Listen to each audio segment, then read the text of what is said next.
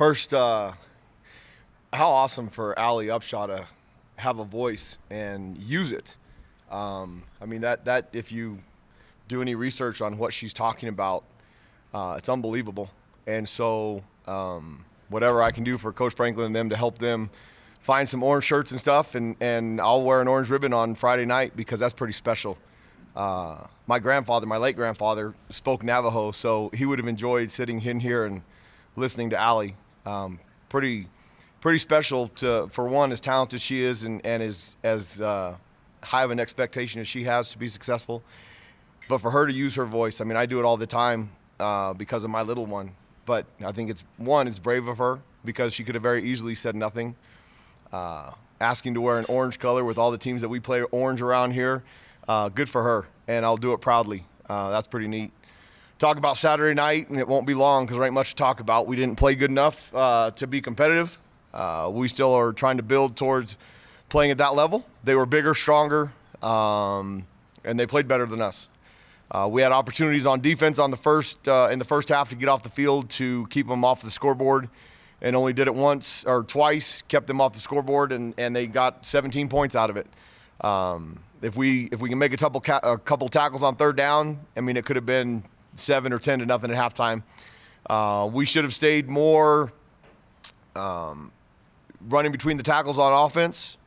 I think sometimes you go into a game and think you can't do something, and we didn't make good enough adjustments inside. I thought we had success running the ball early on inside. We didn't stick to it, and they defeated us on the perimeter easier than we'd like, obviously, and we couldn't get to the outside. So they whooped our tail, and that's what we're building towards. I look forward to those games because it is the benchmark of where we want to get. Obviously, the number one goal in our program is to win a conference championship, but we want to compete at that level, and obviously we're not there yet. It was seen on Saturday. But the great part of having the opportunity to get ready again to play on Friday, the mentality of the playing that game and going into that game and not worrying about getting hurt. I mean, you hear all the time, okay, you're going to play these money games. We're going to go get beat up. You're going to go, that ain't our philosophy. Our philosophy is if somebody has more talent than us, then we're going to physically fight them until we try and narrow that gap. And our kids fought. They fought really hard. We have the normal bumps and bruises from a football game. You didn't see one of our guys get carried off, or the trainers one time have to come out and see our guys. If our guys get beat up, they come over the sideline, they hop in the tent, they do whatever they need to do to fix it, and then they go back in and play, unless they're told they can't. And so from the progress we've made since I've been here to that, I mean, we're still going in the right direction. Now 38-0, they whooped our tail. I mean, it is what it is. We get a great opportunity on Friday night, playing probably the hottest team in our league. Coach Arroyo is doing a great job. They're better on defense than they were last year. Doug Broomfield, the quarterback, he's a big old joker, and he's playing really, really well. And so they've got a home game against the Lobos that we'll leave here on Thursday, and our kids are excited to go play. I think the Mountain West is I'll continue to say it, it's a great football league. And I think it's a very competitive football league this year, so I'm excited about the opportunity for Friday night. Go ahead, Sam. Coach, you've mentioned that in the past there'd be times where, something might not be going well and guys would get frustrated. They'd start maybe, get frustrated with each other at times on the sidelines or whatever it is. Whether it was Saturday night or in the last couple of days, have you noticed anything that was maybe different despite what the score was, that maybe guys were maybe able to shake it off a little bit more, or just anything in that regard? Well, you have to see their demeanor when you get here on Sunday night, because we had a quick turnaround. We got back between 2 and 3 in the morning. Coaches came in early. Regardless, the players got here at 3 o'clock. We had to get a game plan ready because we were going to practice on Monday. And they're going to lift Sunday night and watch the tape so that we can review the things. They were licking their wounds, feeling sorry for themselves, which I'm kind of glad, because if they're moving on and like it's no big deal, then they didn't expect to compete. They expected to compete. We just got our tails whipped. And there's going to be oftentimes you get your tails whipped until you're big enough and strong enough that you can overcome some of those things. So the message to them on Monday morning was, okay, you've had enough time to feel sorry for yourself. I mean, you can say you got 24 hours, you got all those things. I mean, realistically, after the game, you start getting ready for your next opponent, win or lose, right after. The longer you feel sorry for yourself, nobody else does. Your girlfriend, your mom might. But the idea that it hurt them, it's good. It means they expected to compete better than they did. And they prepare. I mean, I thought they prepared well to compete, but obviously we played a better opponent. Danny, what was the difference between last year at Texas A&M and this year at LSU? I don't think obviously the score was no different. It was worse. But I thought the attitude and the preparation was different. Our boys were not scared. And we lost a couple kids last year against Texas A&M because we weren't built for it and ready for it. I mean, we hadn't lifted in 2 years. We had a normal offseason. And I thought they went out there, and I thought, I mean, early on, we were aggressive. We were okay. I mean, we stopped them from running the football. I thought Jaden Daniels did a really good job of getting the ball to their wide receivers who were a little bit bigger than us. We had 2 third-down opportunities on that first drive to get off the field that they broke tackles that we had made all year long. We had opportunities on the last drive. We get the penalty. That hurt. I mean, I want them on the verge of playing that way. But Justin knows that's a quarterback, and you can't make that mistake on a quarterback. So, I mean, there was plenty of opportunities for us to compete. I mean, the third play of the game, we read it wrong. If we hand that ball to Nate Jones, now we're going to get the first down. It's going to be him and the safety one-on-one, and we'll see how big the play is. But and that's, I mean, they did a great, you have to give them credit. I mean, obviously, if they held us to 2 first downs, give them credit because they whooped our tail. I mean, we've got to fix that problem or else we won't be competitive. And I mean, we'll be competitive on Friday night. Friday night will be a great football game. What else? Go ahead, Steve. Coach, Miles is your starter, and the game kind of got out of hand in the second half. Why keep him in that second half or into the fourth quarter? Because he still gives us the best chance to have success, and there's opportunities when you're trying to build a program to, one, you can get kids experience, or 2, you can establish a mentality of it does not matter what the scoreboard says, it does not matter what's going on in the game, you don't give in. And there'll be plenty of time for Justin and CJ to gain experience and play, but we're still developing that. I thought the long rushing touchdown they had, I don't think the effort was good enough. If we're running like A.J. Halsey did, and that touchdown that we raved about against UTEP, we get them on the ground and we have no chance to play defense. I thought we gave in a little bit right there, and so we talk about it on the sideline, and I thought they went out for the last 2 series and fought hard, and they didn't score. So it's all of a mentality and an attitude. Go ahead. With Ray Lutele not practicing, is the situation where you rule him out, or is it? I haven't ruled him out yet, but it'll be week to week. He's got to have enough strength in his foot to be able to play. And it's not a matter of him telling me that he's good enough, because Ray's one of those guys that it doesn't matter what's wrong, he'll get on the field. I mean, his foot was hurt for 2.5 quarters, and he played and didn't want to say anything. We could tell, so he needs to be healthy. Now, he's a really good football player, and he helps us. Dion and Alec did a really good job inside there. On Friday, Dion had been out for 3 weeks, so he was a little bit playing shape-wise, but he still played 40 plays. And Alec has the ability to play inside and out. And then J.D. Roberts came in for a little bit, so we've got enough depth there finally. But Ray's one of our better players, so it'll be really nice when he's able to play. Danny, what is unique about UNLV's offense? Well, one, Marcus Coach Arroyo has done a great job recruiting. I mean, they've done a really good job in the transfer portal. I mean, their running back is a 6'3", 230-pound kid from Louisville that, Williams was a really good running back the last few years for UNLV, and they haven't skipped a beat there. He's bigger. Doug Broomfield makes them go, and he was injured before we got to play them last year. So he's a left-handed quarterback, so the ball comes out a little bit differently. He's doing a really good job getting the ball to receivers. They do a lot of option routes and spot and mesh routes to try and get your eyes dirty in the secondary. A lot of rail routes where they'll stack receivers and try and split them and get you to make mistakes. And so they've been very efficient. They've taken the ball away well on defense, and they've given their offense some opportunities, and they've cashed in on them. Doug throws Broomfield throws a really good deep ball. And the receivers, I think they do a great job of making competitive catches. And that is, one, you have to be a good enough player. But two, that's Coach Arroyo, and that's coaching. That those guys are doing what he's asking. Because most of the time, if you watch the NFL game last night, CeeDee Lamb had an opportunity at a touchdown early on in the game, and he dropped it. He waited for the ball right here instead of going and getting it and taking it down the sideline and score.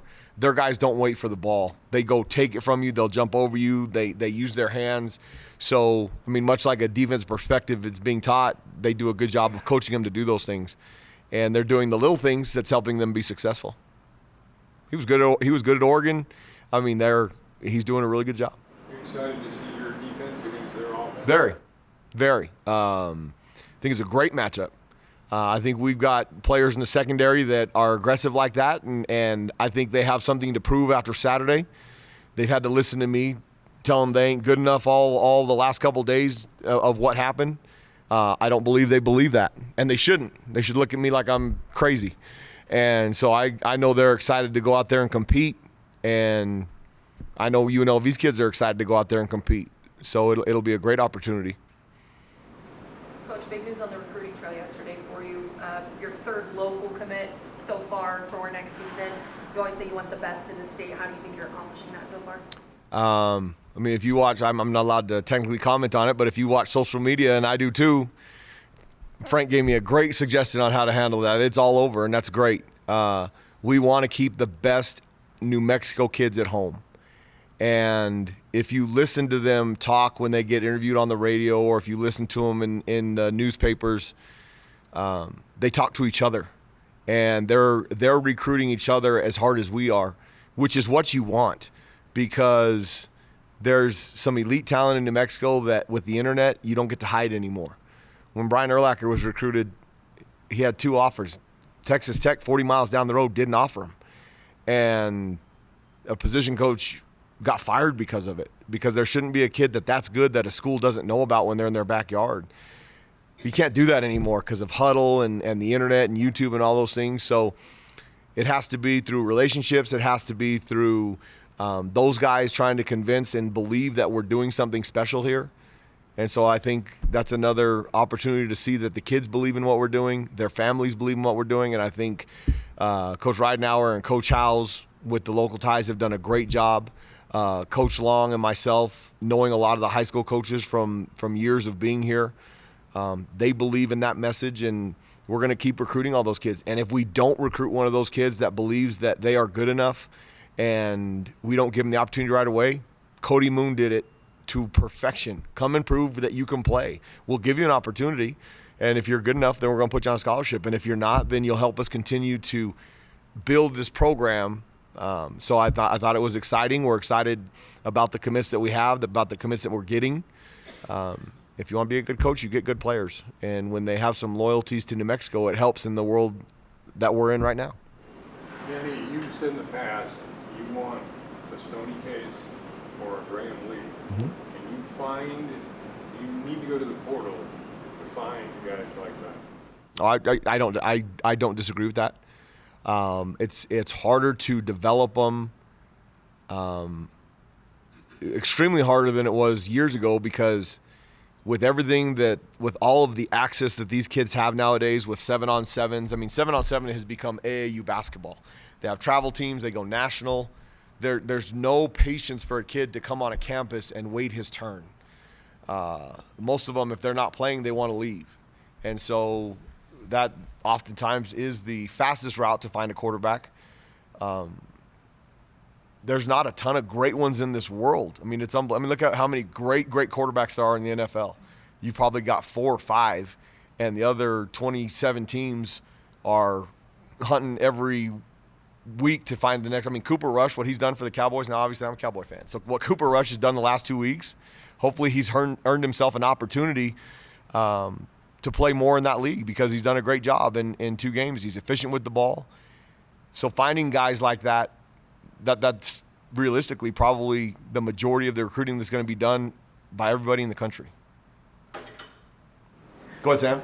You mentioned Coach Ridenhour. Just what can you say a handful of games in just about what he's picking up on the intricacies of the college game, and then also just with him going into the Hall of Fame at Eastern, if you could just comment. No, I'm glad you brought that up because Coach Ridenhour has a pretty hectic weekend getting ready to happen to him. What a special honor to be inducted in the Hall of Fame for Eastern New Mexico.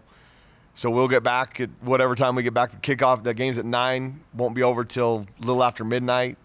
That's 1 o'clock here. We'll fly back home. We'll get home 3 or 4. He's going to hop in the car because they have a breakfast for him to celebrate. They think they're inducting a few people into the Hall of Fame, and then they've got all-day activities.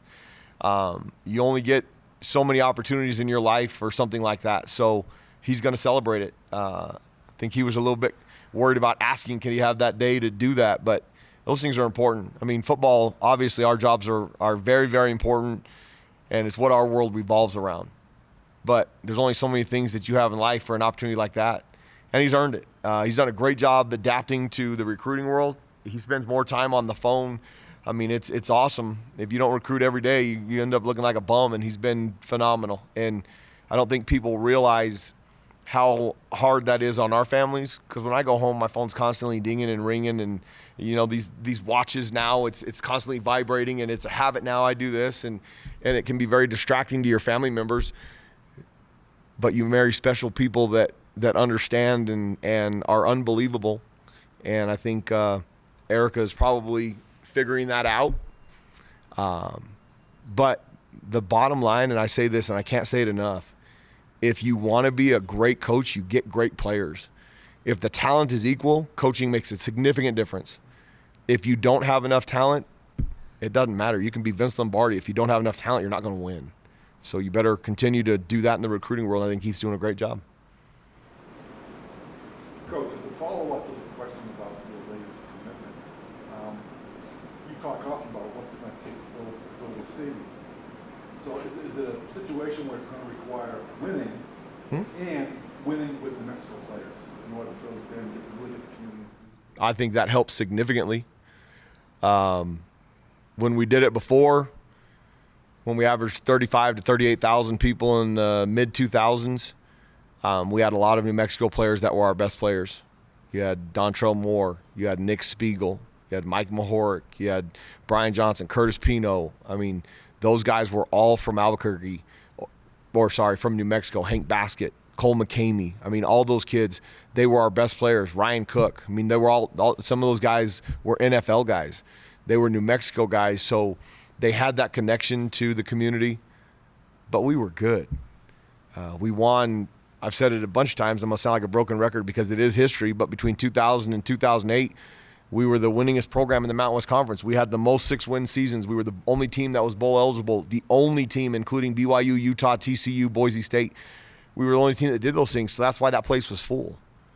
When you lose 38-0, you get 2 first downs and have 88 yards, they don't expect you to compete in that. I get that. I understand that. Do I want them to come before we're competing in that game? Absolutely I do.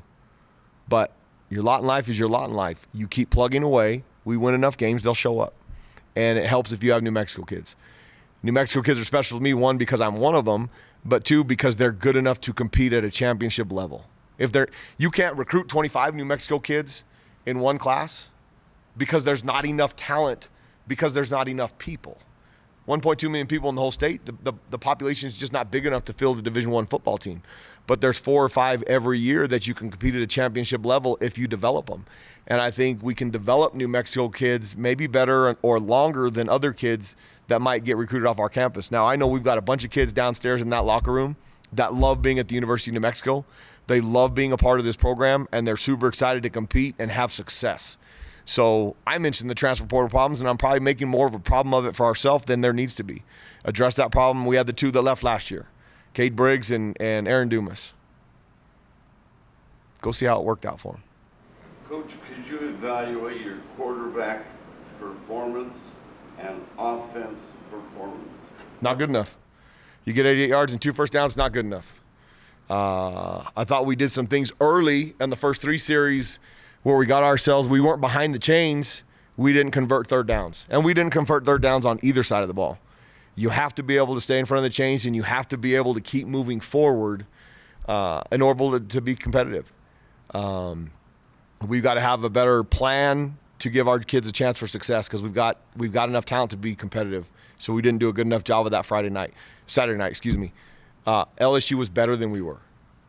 That doesn't mean that you can't be competitive and make things happen to give yourself a chance, and we did not do that.